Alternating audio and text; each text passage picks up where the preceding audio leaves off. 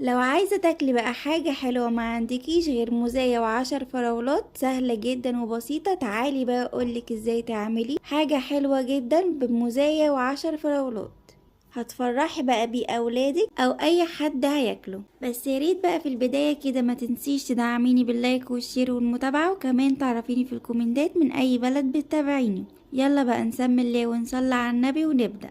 الموز بقى فاكهة سعره على قد الايد، وكمان كلنا بنحبه وبيبقى بقى موجود طول السنة، وده بقى بيبقى كمان موسم الفراولة وكلنا بقى بنبقى مستنيينه. جبت بقى الموزة اللي كانت عندي وكمان الفراولة وقطعتهم بقى بالطريقة دي، وحطيتهم بقى في بولات صغيرة، وحطيت بقى عليها شوكولاتة سبريد، او ممكن بقى تستبدل الشوكولاتة دي بالعسل الابيض، او كمان ممكن تاكليها كده من غير اي حاجة وقدميها بقى لأولادك، هيفرحوا بيها جدا. وبكده بقى تكوني فرحتي أولادك ببواقي حاجات عندك.